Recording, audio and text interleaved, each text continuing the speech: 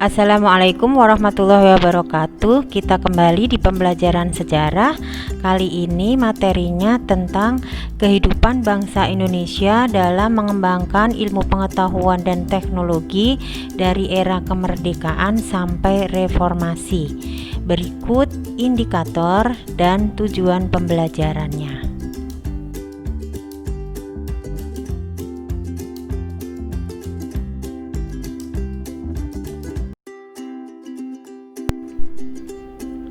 Ilmu pengetahuan dan teknologi di Indonesia berkembang dari tahun ke tahun sejak Indonesia masih dalam penjajahan Belanda.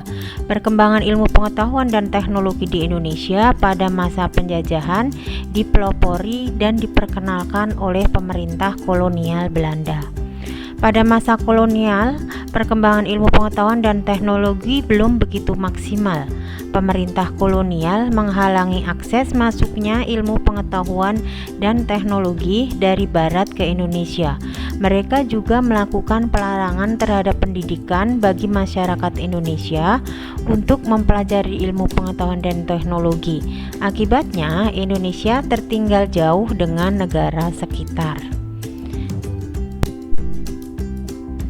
Penyebab ketertinggalan iptek pada masa penjajahan antara lain terbatasnya orang Indonesia yang mendapat pendidikan, terutama pendidikan tinggi.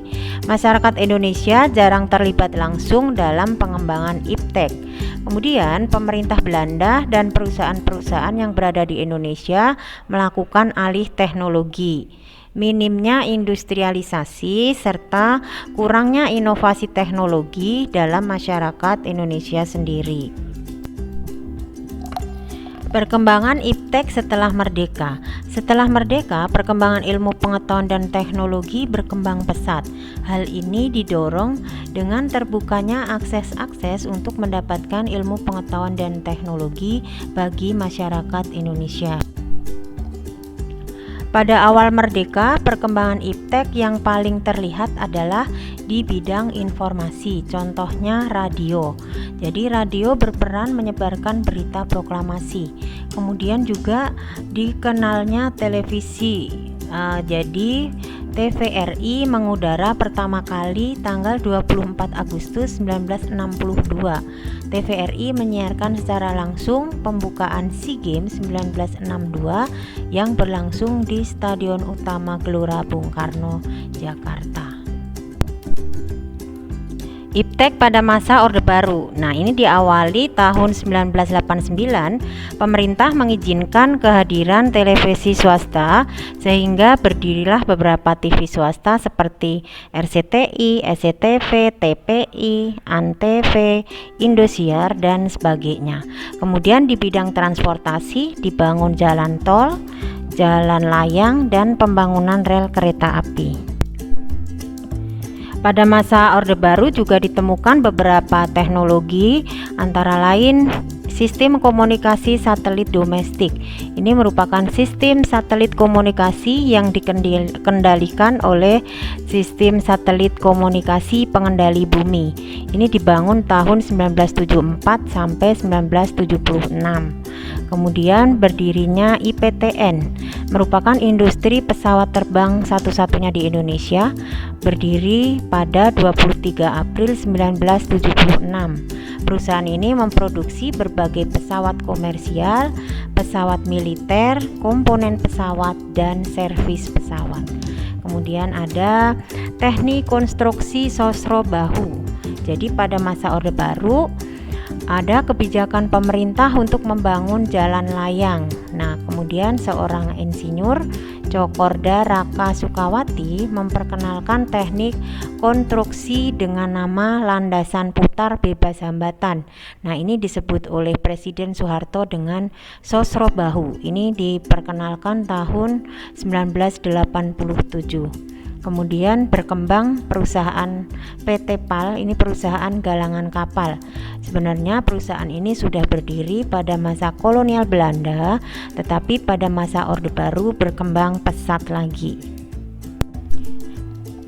Pada masa Orde Baru juga ada program yang namanya Revolusi Hijau. Ini merupakan salah satu program yang menandai kemajuan iptek di bidang pertanian. Jadi perubahan fundamental dalam penggunaan teknologi pertanian pada tahun 1950 sampai 1980-an di beberapa negara di Asia, atau juga bisa ini disebut sebagai program peningkatan produksi pangan. Hasil nyata yang dicapai dari program ini adalah swasembada pangan. Nah, revolusi hijau ini adalah perubahan besar-besaran dalam bidang pertanian, di mana untuk meningkatkan produksi pertanian, maka teknologi pertanian beralih dari tenaga manusia ke tenaga mesin. Nah, program ini juga biasa dikenal dengan panca usaha tani yang meliputi ekstensifikasi, intensifikasi, diversifikasi, dan rehabilitasi pertanian.